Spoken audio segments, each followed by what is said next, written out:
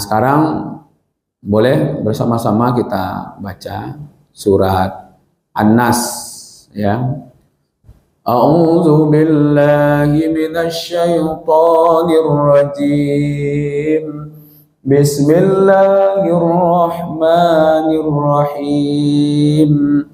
Qul a'udzu birabbin nas, malikin nas, ilahin nas, min syarril waswasil khannas, alladzi yuwaswisu fi sudurin nas, minal jinnati wan nas.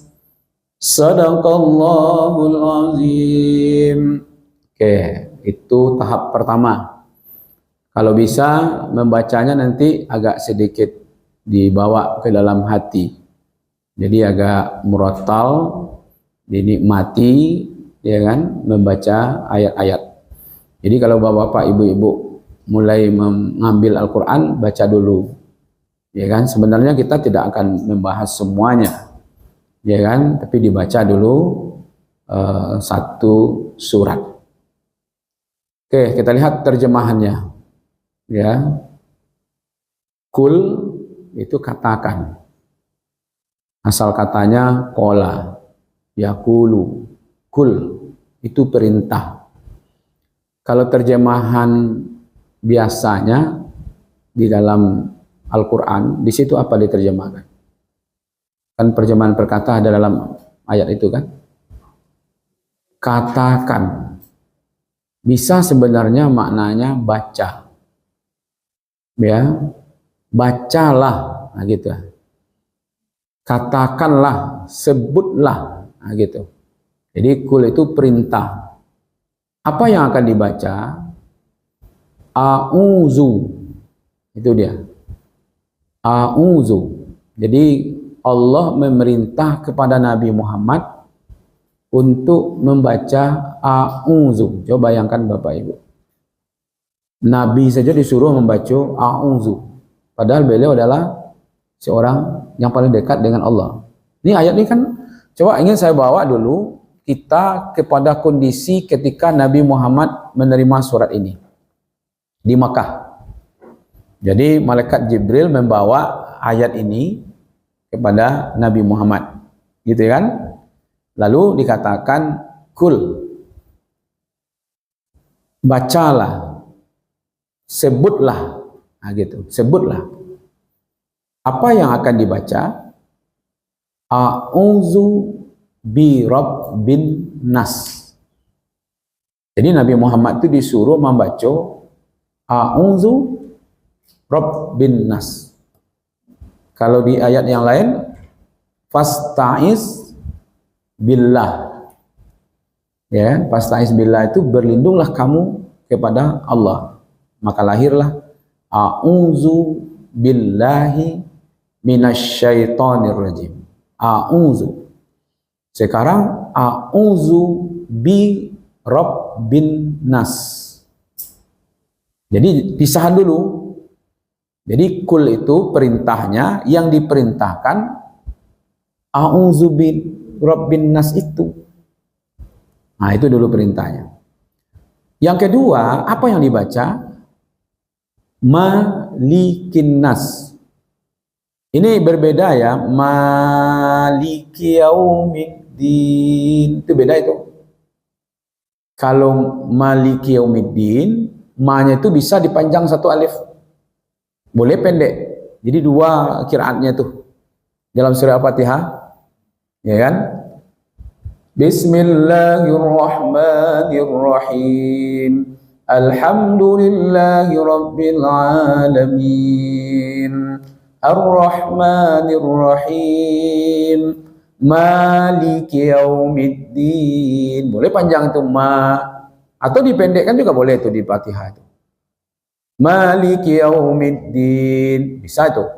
Tapi kalau di sini tidak bisa panjangkan, dia harus pendek. Pilihan di sini cuma satu. Ya kan? Jadi bacanya itu maliki, maliki. Gitu ya. Jadi malikin nas. Jadi yang dikatakan tadi itu bisa kalau kita terjemahkan sebutlah. Ya kan? Karena ini perintah Allah, maka bacanya sering. Jadi surat An-Nas kok acok-acok dibaca gitu. Ya kan? Satu, a'udzu birabbin nas. Yang kedua, malikin nas. Yang ketiga yang dibaca itu ilahin nas. Kalau disuruh baca, berarti di situ bisa maknanya iqra. Iqra bismi rabbikal ladzi khalaq. Berarti disuruh kita meneliti, memahami tentang Rabb bin Nas, tentang Malikin Nas, tentang Ilahin Nas. Ya, jadi 3 kali di situ Allah memperkenalkan. Ya, Ma itu raja, penguasa, ya. Ilah itu sembahan, Tuhan, Rob. Itu bedanya. Yang Rob bin Nas itu pencipta, ya. Yang kalau di situ maknanya memelihara, menguasai, menjaga. Jadi ketika kita membaca a'udzu birabbin nas, sebenarnya kita sedang mengatakan, ya Allah, aku berlindung kepada Engkau, ya, yang menguasai, yang menciptakan. Nah gitu, itu dia Rob. Kalau Malik itu raja, ya, raja, penguasa yang tidak terbatas, ya, tidak terbatas kekuasaannya. Ilah sembahan. Min, a'udzu, aku berlindung dari apa? Min. Nah, min itu penjelasannya. Ya, jadi aku berlindung kepada Allah yang pencipta, penguasa, pelindung, penolong, rajanya manusia, sembahan manusia. Jadi tidak cukup di situ hanya a'udzubillah gitu. Makanya di sini tidak disebut a'udzubillah. Tapi a'udzu, 1 Rabbin Nas, 2 Malikin Nas, yang ketiga Ilahin Nas. Coba bayangkan 3 kali Allah memperkenalkan diri. Saya ini penciptamu loh. Saya ini penolongmu. Saya ini, iya kan, pelindungmu. Saya ini rajamu, penguasamu. Saya ini sembahan loh, sembahan manusia. Jadi min itu hilangkan dulu Rob yang 3 itu dulu. Jadi kul a'udzu min,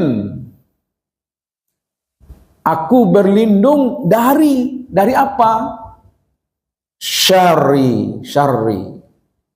Syarri di situ apa diterjemahkan? Kejahatan, keburukan seluruhnya, malapetaka. Apalagi yang disandangkan kepada yang buruk-buruk semuanya di situ. Kejahatan. Was-was, apa di situ was-was? Bisikannya itu tidak 1 kali, ya, tidak 1 kali, tidak pula nyata, tapi tersembunyi. Khannas itu maju, mundur.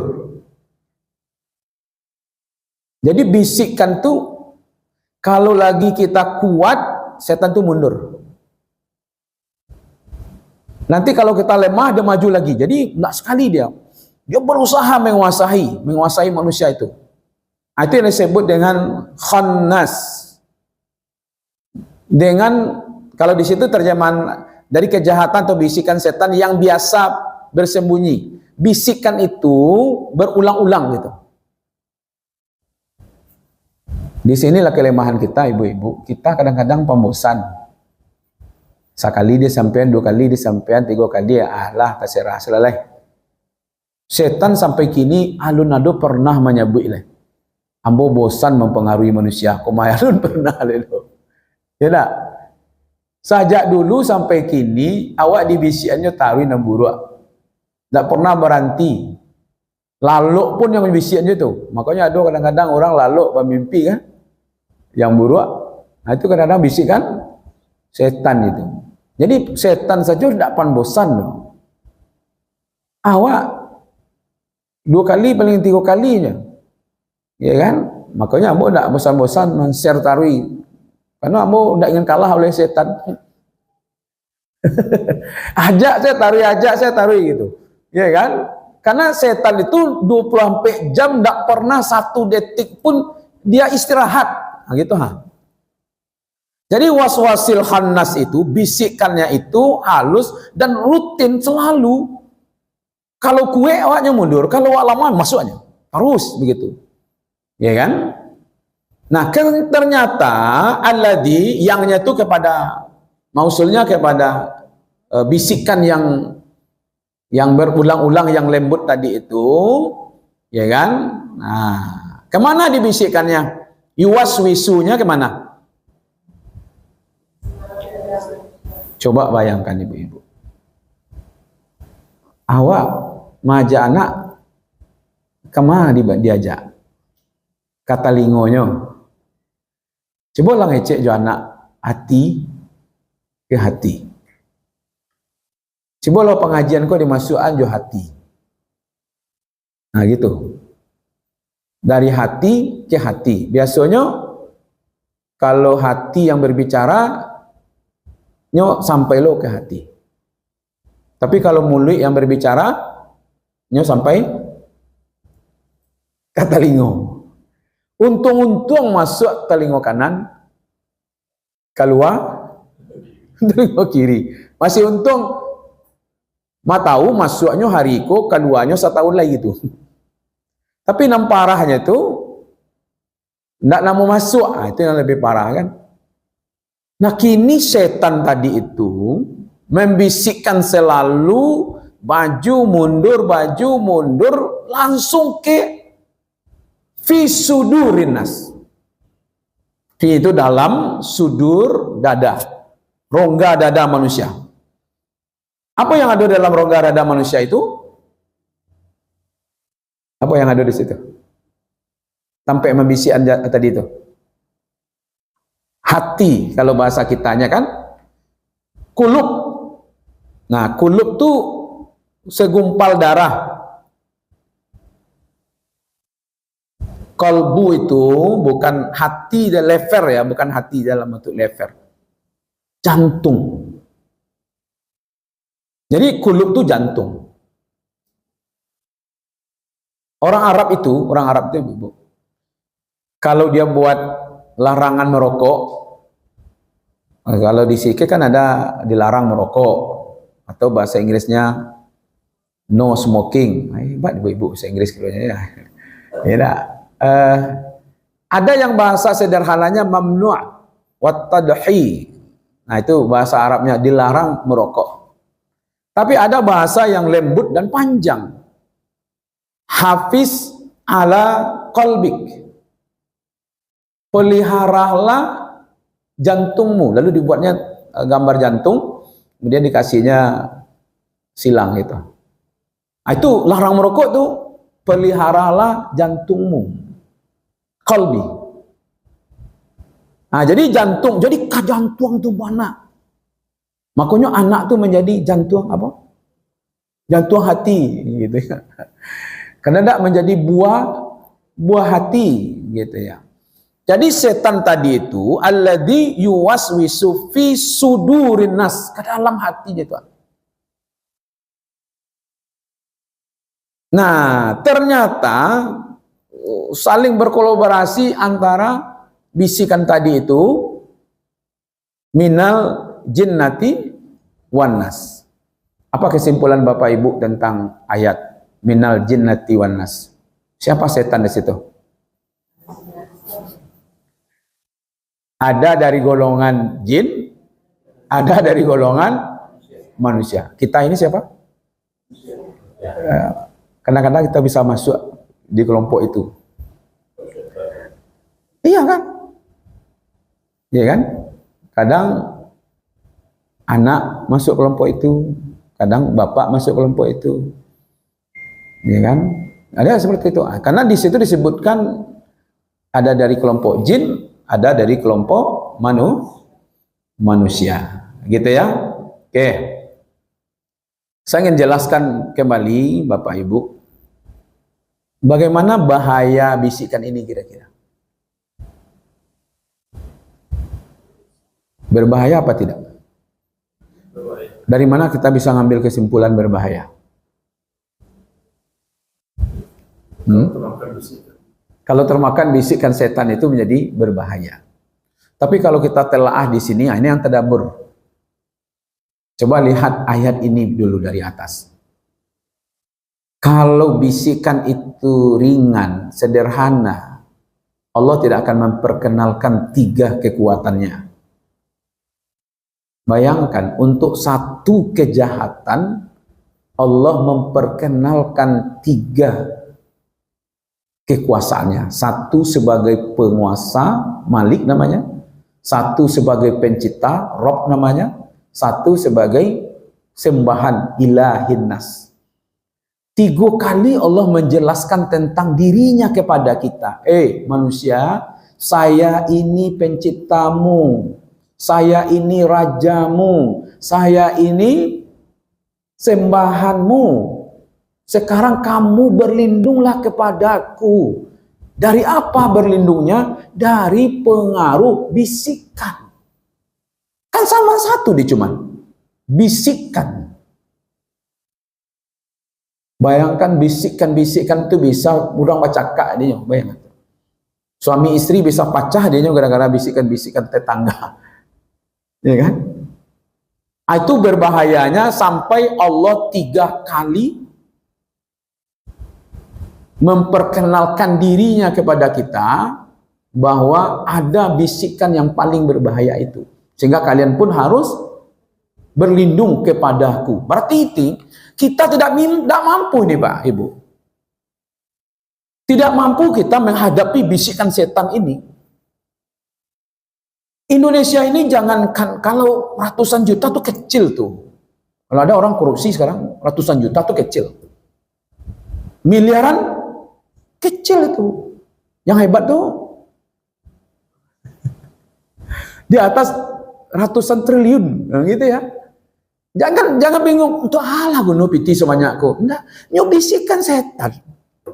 Nyo tutui piti nalahado ko ha. Basonya lampunyo pitiko, lampunyo iko, nyo tutui itu di setan. Nah nampak dia nyo yang halun ko ha. Iya kan? Itu berbahayanya. Kadang-kadang terkaji-kaji, nak nyangkuk ya. Nak nyangkuk ya. Jadi kok paham? Ustaz sendiri. Marah banyak kasus kan? Apal hal Quran. Baru terbaru lah di Jawa kan? Apal Quran. Tapi aneh dikerajuannya kepada muridnya. Karena pengaruh setan ini. Jadi siapapun bisa kena. Itulah berbahayanya gitu. Nah, jadi ada 2 hal Bapak Ibu. Ini terjemahan lepasnya sudah ada di situ. Kita ini sebenarnya kan ada keinginan kita 2 sebenarnya. 1, kita ingin semua kita ini ingin kebaikan. Dan datang di awak untuk diri awak ada kebaikan-kebaikan, untuk anak, untuk istri, untuk suami, untuk keluarga, ya kan? Badan sehat, ya kan? Kalau bisa kaya, alhamdulillah, punya jabat, ya kan? Keluarga sakinah, mawaddah, hidup awak sukses, pasti itu keinginan awak. Dan kedua, kita tidak ingin yang buruk terjadi kepada diri kita. Ada enggak orang cerita-cerita ambo kau dapat umur 30 sampai mati Ustaz sakit setarui lagi gitu. Enggak ada. Ada enggak orang itu? Enggak ada orang yang ingin. Ya kan kalau bisa ambo biarlah nanti kalaulah umur sekian jadi orang miskin saja oleh Ustaz. Enggak ada. Ada enggak cita-cita orang jadi orang miskin? Ya kan? Ada pesantren haji miskin, enggak lo miskin orangnya Pak Mujali. Namun saya haji miskin ya kan? Pasti wah ingin hidupku enggak kena musibah. Jadi kita mendapatkan kebaikan-kebaikan dan terhindar dari musibah. Nah, kalau dikaitkan dengan ayat ini, keburukan itu bisa dihindarkan, nampaknya harus terhubung dengan siapa? Kalau di calian kasih kok. Kan ini perintahnya tadi. Berarti kita disuruh untuk a'udzu, isti'azah. Siapa yang paham kalimat a'udzu ini? Berlindungnya seperti apa, Bu? Kira-kira. Semuanya. Atas, bawah, kiri, kanan, samping, luar, dalam, total. Jadi begitulah kita menyerah kepada Allah supaya kita dilindungi secara total. Nah, kalau itu tidak bisa sekali baca saja doh. Ya tak? Waktu acok-acok tuh. Nah, itu pengamalan kita. Jadi harus acok-acok berlindung kepada Allah. Jadi kalimat-kalimat auzubillah, ya kan?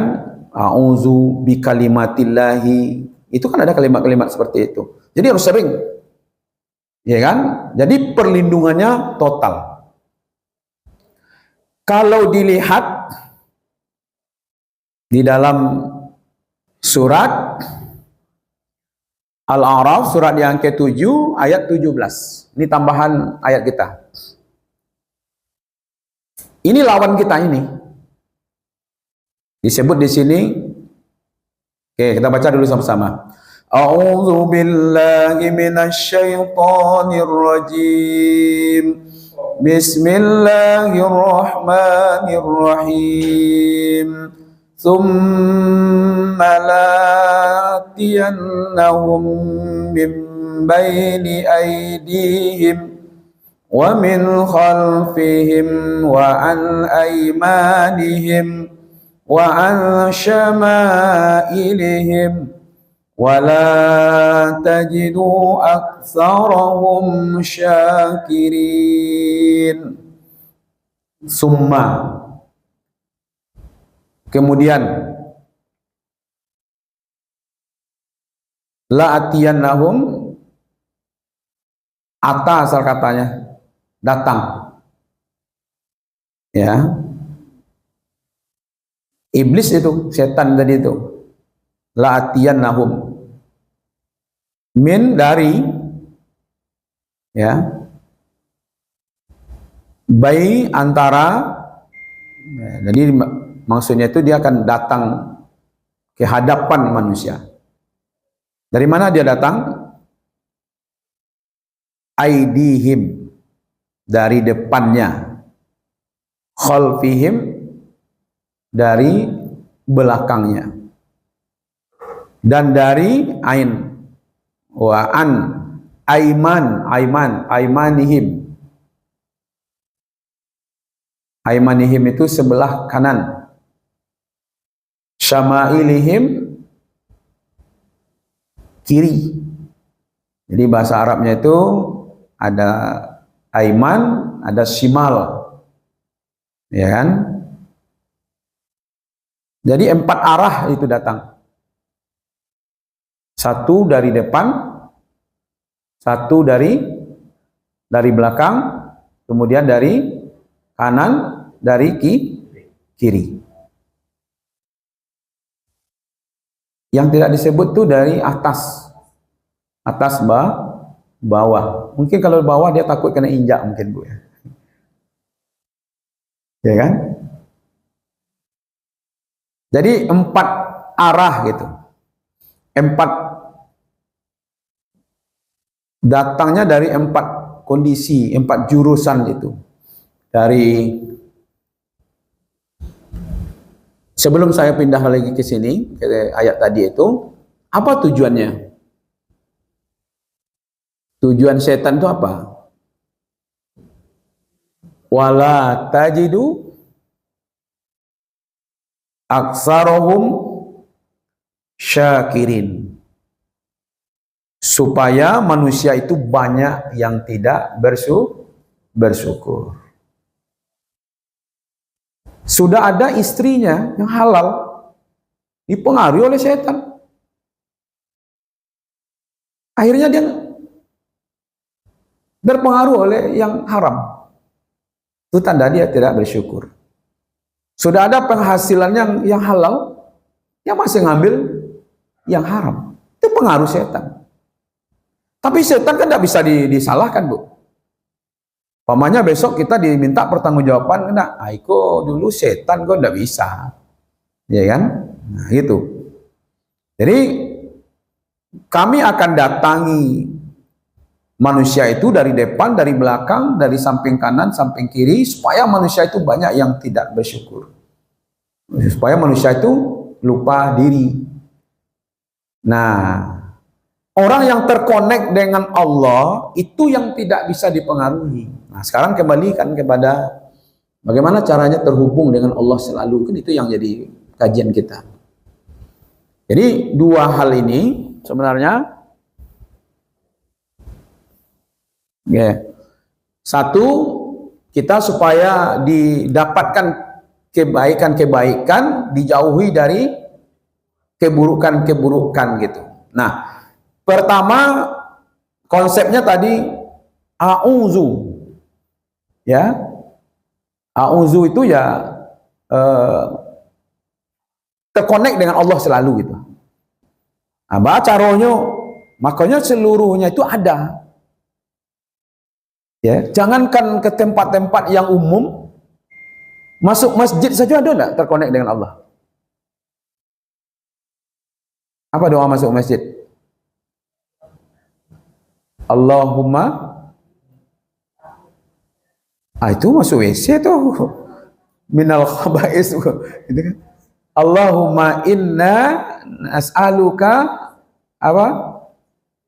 Allahumma ftahli abwaba birahmatik. Masuk masjid. Nanti saya share di grup ya. Saya share di grup doa masuk masjid. Allahumma as'aluka min fadlik, keluar dari masjid. Masuk masjid ada doa, ya Allah bukakanlah pintu-pintu rahmatmu. Apa tujuannya? Supaya kita tidak dipengaruhi oleh setan di dalam masjid. Pernah ibu lihat orang bercakap dalam masjid? Nama gunjian dalam masjid?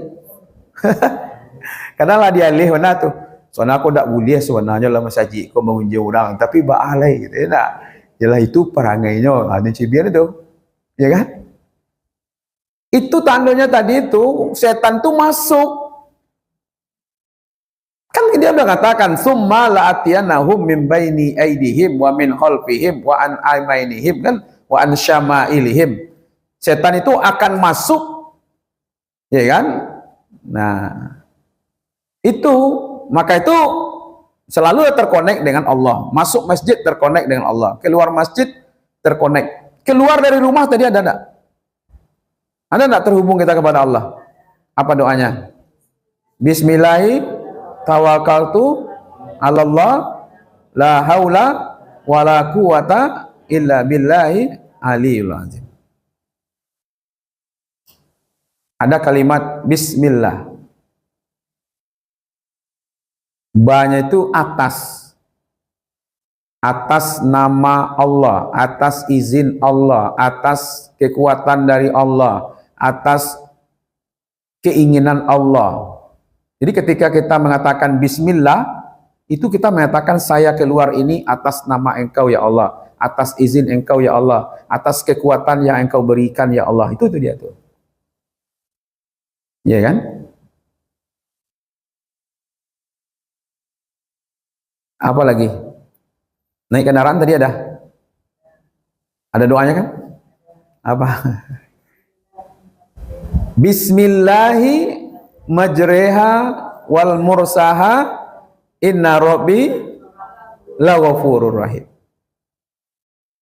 Yang agak panjang sedikit, bismillahirrahmanirrahim. Allahu akbar, Allahu akbar, Allahu akbar. Subhanalladzi sakharana hadza wa ma kunna lahu muqrinin wa inna ila rabbina lamunqalibun. Allahumma inna nas'aluka fi safarina hadza albirra wat taqwa wa min amali ma tarda. Itu di mana tuh? Kalau di Siko tidak ada doa tuh ledo. Di Makkah, di Madinah itu sepanjang tali itu doanya. Iya cukup. Tiba di Indonesia lama saya naik kendaraan lagi. Sekurang-kurangnya Bismillahirrahmanirrahim.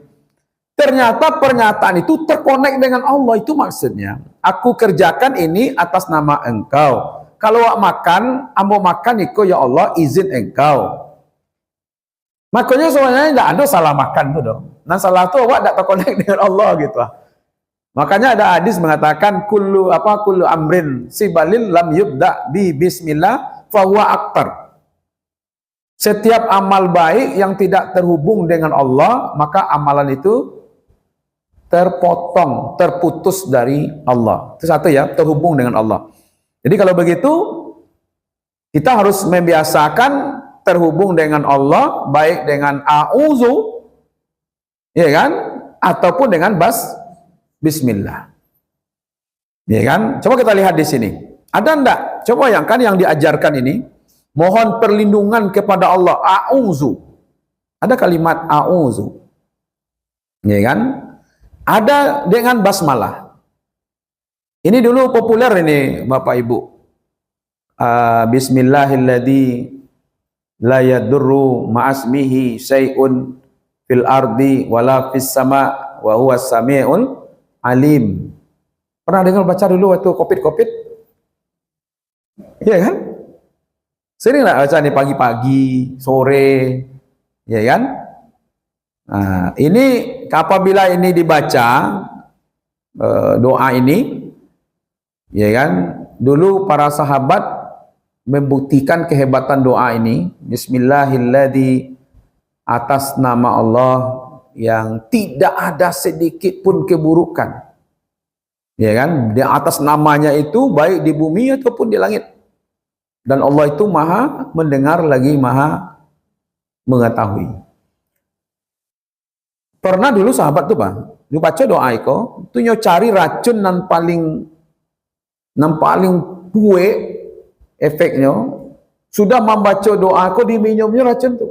Bah itu yakinnya tuh, nak mampan dah. Tapi jangan coba cibolok, beko pulang dari sikon. Dia cibol siko kok baca lo doa kok nak kami kok dapat doa dari ustaz kok cibol lah baygon kok dulu lah gitu ya nak. Itulah mual-mual sudah tu dia kan kalau mual-mual sudah kok langsung ke rumah sakit ya kan.